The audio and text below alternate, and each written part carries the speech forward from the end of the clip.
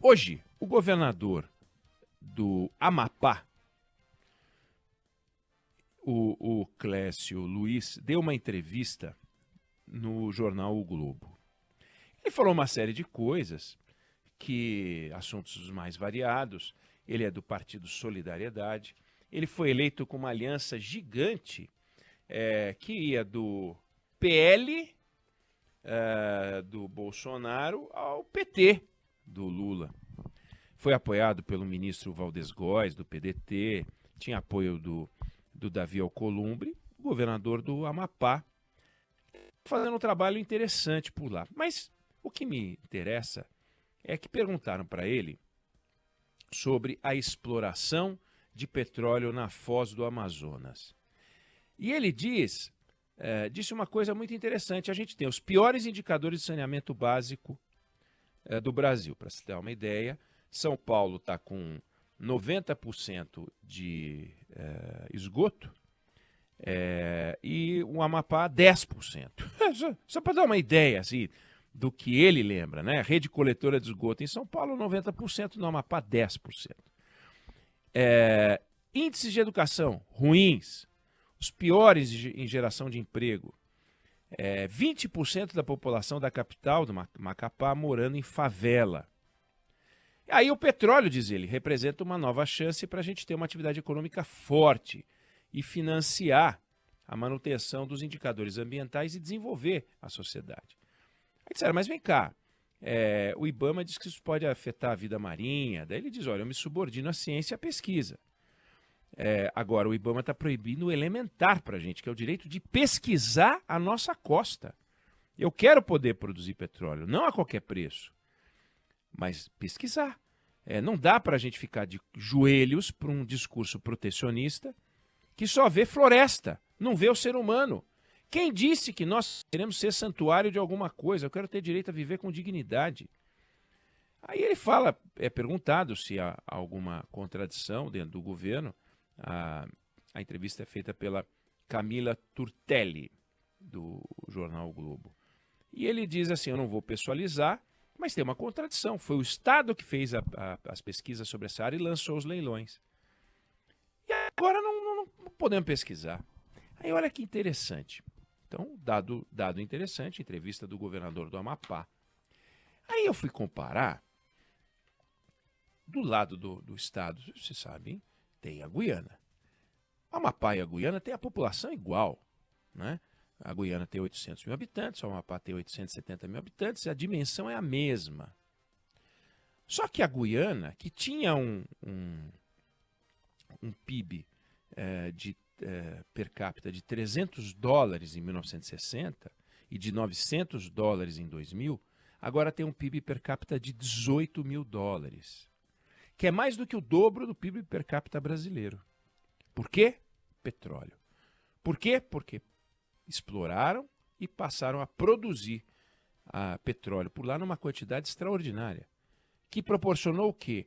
A Guiana um crescimento em 2022 de 63% do PIB e no ano passado de 38% do PIB. Aonde a gente ouve falar desses números?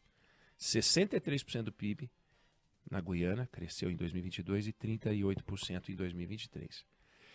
É uma coisa inacreditável. Olha, o Amapá está fazendo um bom trabalho, o governador faz um bom trabalho no combate à pobreza, está fazendo um trabalho importante na área de educação. Mas escuta, cadê o dinheiro? Não tem dinheiro. O Amapá tem um PIB de 20 bilhões de reais. A estimativa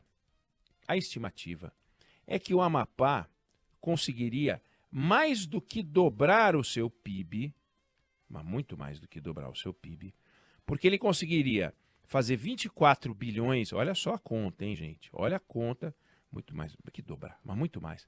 O Amapá tem um PIB de 20 bilhões de reais por ano. A estimativa é que produzindo petróleo na quantidade que se imagina lá como razoável, o Amapá receberia 2 bilhões de dólares por mês de royalties. Isso dá 24 bilhões de dólares por ano. Com o dólar do jeito que está, são 130 bilhões de dólares. O PIB é 20 bi. Então o PIB deles iria para 150 bilhões. Eles são o 26º PIB do Brasil. Com 150 bilhões, seria o 15º estado mais rico do país, desbancando o Mato Grosso do Sul. E se a gente fizesse a renda per capita, o PIB per capita, eles teriam o maior PIB per capita brasileiro. Olha isso, gente. Claro, confirmadas as estimativas de produção.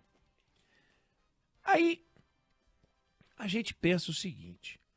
Em 2013, quando o governo resolveu que iria fazer uma rodada de licitações para pesquisar as áreas, entre as quais a Foz do Amazonas, o governo só fez isso tomando uma série de medidas. Então, quando lançou os editais dessa 14ª rodada, o Conselho Nacional de Política Energética, que autorizou, tinha parecer do IBAMA, tinha parecer de tudo. Só foram colocadas para pesquisa as áreas razoáveis. Foram excluídas as áreas de sensibilidade ambiental, área de preservação ambiental, terra indígena, área de água rasa, excluíram áreas... enfim, fizeram um grande levantamento e disseram, essas daqui podem ser disputadas. E aí fizeram um leilão e teve vencedor. E os vencedores, inclusive a que ganhou a área da Foz do Amazonas, uma delas era a Total, uma empresa de petróleo francesa, foi lá e explorou.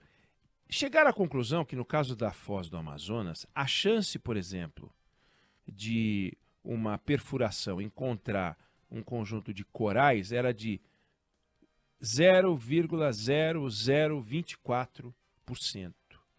Quer dizer, não é 1% de chance, não é 0,5% de chance, não é 0,1% de chance, não é 0,01%, é 0,0024% de chance. Nada, praticamente nada de chance. Aí o pessoal deu dinheiro, fez a oferta, levou o leilão e aí depois o IBAMA não deu a licença, recusou a licença. Recusou uma primeira vez. Bom, a Total foi embora. Essa área foi parar na mão da Petrobras. A Petrobras entrou com um pedido, foi recusado, pediu reconsideração e está parado lá no IBAMA, que é comandado por um camarada chamado Rodrigo Agostinho, que foi vereador, que foi prefeito de Bauru, que tem uma agenda ideológica muito forte nessa área, foi deputado federal, e ele se comporta como se o discurso dele fosse técnico, mas ele age como se o discurso dele fosse político.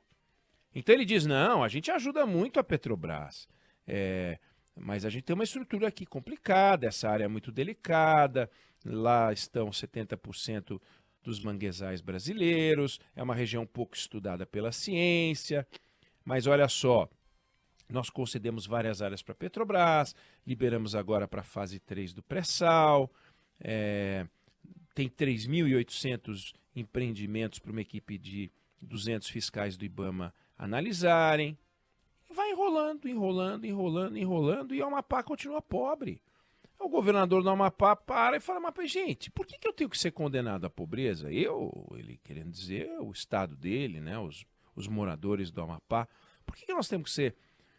veja, parte dos royalties vai para a União, então o Brasil ficaria mais rico. Os estados, a margem equatorial pega todos os estados do Rio Grande do Norte até o Amapá. Então, todos aqueles estados iam se beneficiar e se beneficiam da exploração e depois da produção. Está havendo agora pesquisa na bacia, nessa margem equatorial, tem áreas que ficam no litoral do Rio Grande do Norte, no litoral do Ceará, no litoral do Piauí, litoral do Maranhão, etc. Estão autorizando Piauí, Rio Grande do Norte, Ceará, mas a tal da Foz do Amazonas não sai. O nome é péssimo, né? A Agência Nacional de Petróleo, quando escolheu chamar de Foz do Amazonas, foi muito infeliz, porque fica a 500 quilômetros da Foz do Amazonas. Não tem o menor cabimento. E o IBAMA está fazendo um jogo de não vou deixar. A Marina Silva está abençoando esse extremismo do IBAMA.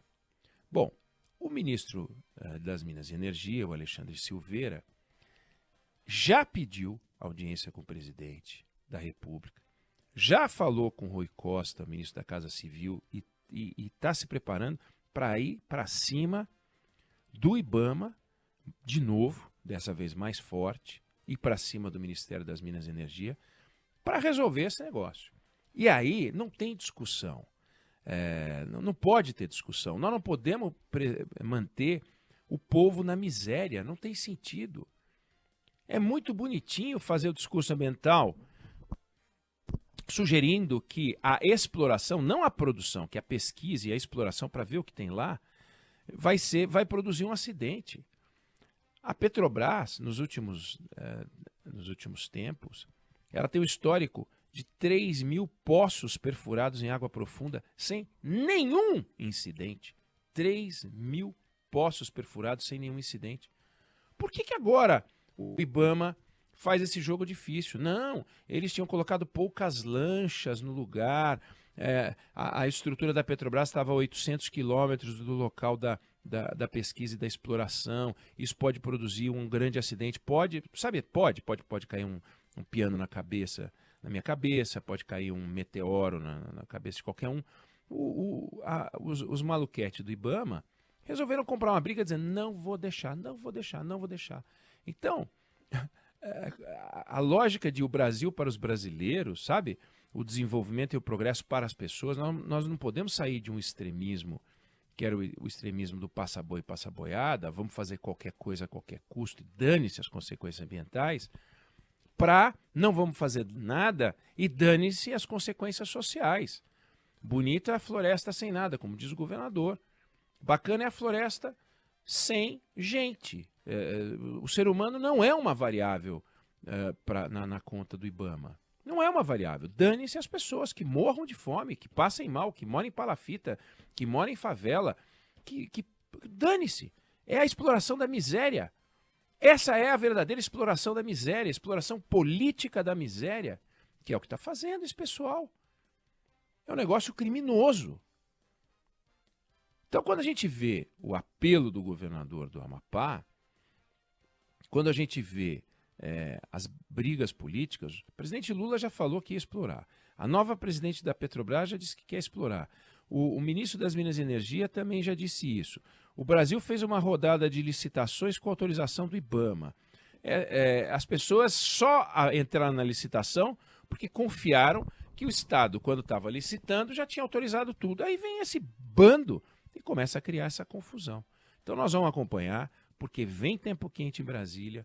O ministro falou que vai com os 2 pés no peito dessa gente, vai para cima, vai pedir ao presidente que arbitre, resolva, ou tira da frente isso de uma vez, nunca mais a gente explora, ou vai para cima desses caras. A última vez que teve um embate parecido, a Marina Silva saiu do governo.